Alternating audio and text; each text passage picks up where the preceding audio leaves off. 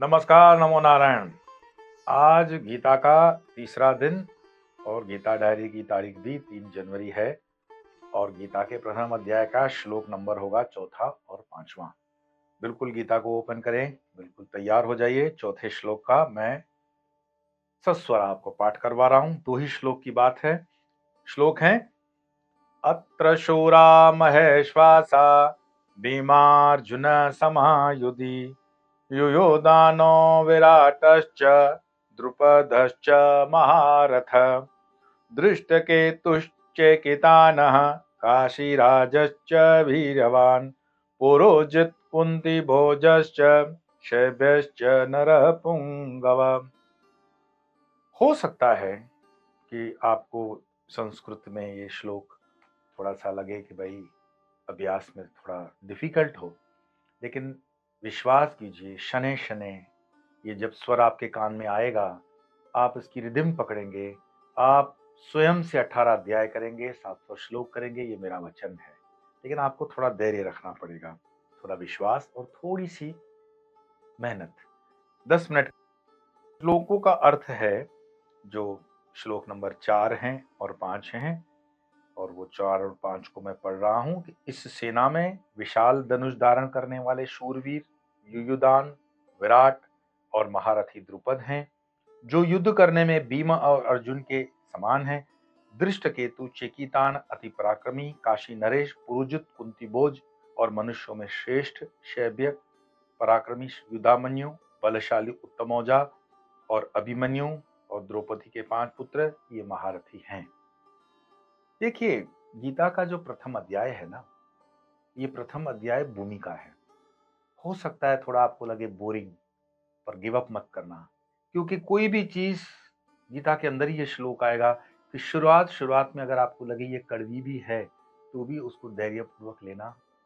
एक बार चूक जाओगे तो नहीं कर पाओगे। चौथे और पांचवें जो हमने आज श्लोक का अध्ययन कर रहे हैं, 10 मिनट की बात है, ये कंपैरिजन बता रहे हैं उनको, युद्ध की व्यूह रचना बता रहे हैं।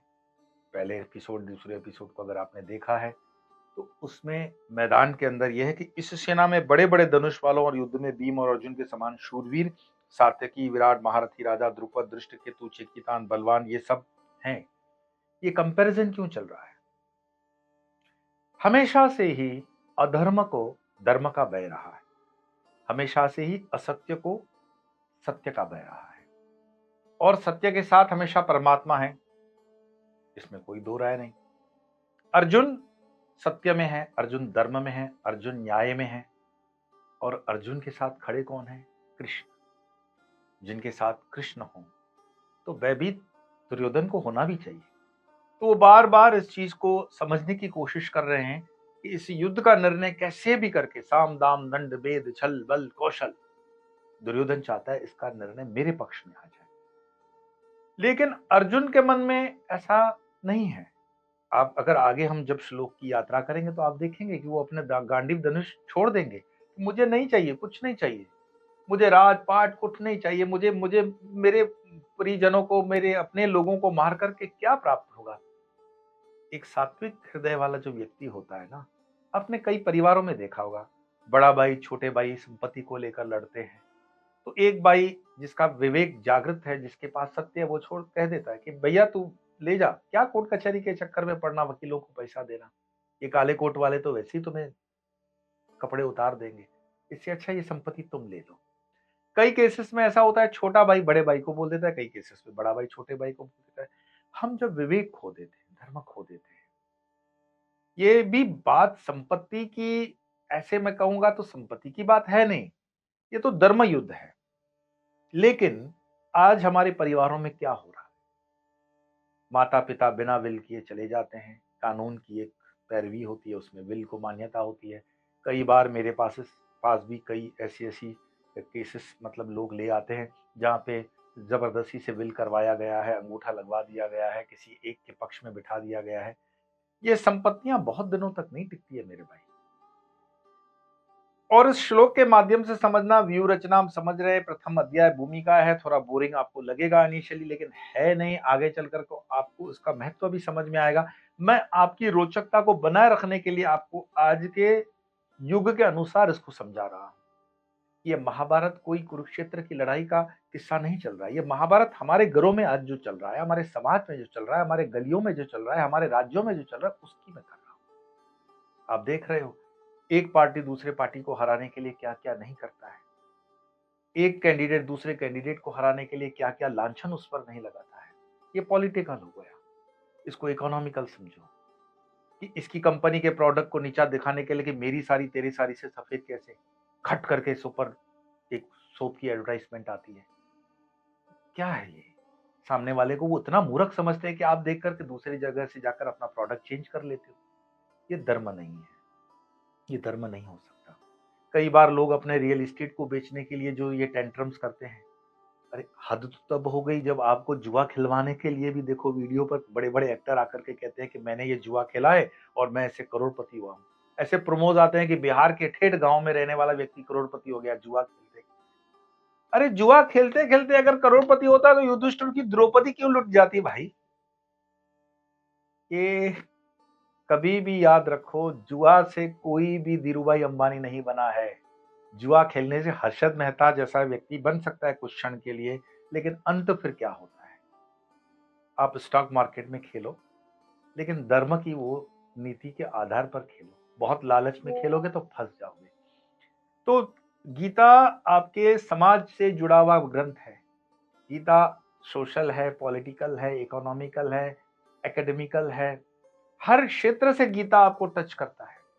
वो दुनिया में ऐसा कोई क्षेत्र नहीं जहां गीता नहीं पहुंचती, और गीता के अंदर जो नहीं पहुंचा है वो क्षेत्र आपको कभी दिखेगा भी नहीं। तो मैं आपको हाथ जोड़कर विनम्रता पूर्वक फिर से निवेदन करूंगा, अपने बच्चों को ये थोड़ी सी इनिशियल कड़वी घूंटी भी हो तो पिलाना प्रारंभ करो। क्योंकि सनातन धर्म में अगर रह करके गीता अभी भी नहीं पढ़ोगे तो कब पढ़ोगे भाई? आपके न्यू एजुकेशन सिलेबस को देख लो, कहीं पे स्कूलों में आपको नहीं पढ़ाएगा। दूसरे धर्म वाले, दर्शनों वाले अपने बच्चों को पढ़ा रहे हैं। आपके बच्चे कन्वर्ट होते जा रहे हैं, आपको पता पड़ रहा है। जाने अनजाने आप उनके गलों में दूसरे धर्मों के चिन्ह डाल रहे हैं। अंग्रेजी के नाम पर उनका ब्रेन वॉश हो रहा है। क्यों? अपनी सनातन धर्म में आपकी आस्था नहीं। और पूछो जो आपके सगे संबंधी बैठे हुए हैं अमेरिका में, लंदन में, मैं तो वहां का भुगत भोगी हूं, मैंने देखा है। कौन सुखी है वहां पर? सब नकली दांत लगाए घूम रहे हैं, क्योंकि उनको लगता है कि हम असली बोल देंगे तो हमारी बेइज्जती होगी। मैंने विदेशों में बहुत ही रेयर इन द रेयरेस्ट के कंटेंट आदमी देखा है, आध्यात्मिक व्यक्ति देखा है। आध्यात्मिकता जो है वो भारत में है, क्योंकि गंगा यहीं है, सरस्वती यहीं है, यहीं पर नर्मदा है, यहीं पर तापी है, यहाँ पर ही धर्म की हर मूर्ति है। और धर्म की हर मूर्ति के साथ यही कृष्ण की भूमि है, यही राम की भूमि है, यही धर्म की भूमि है।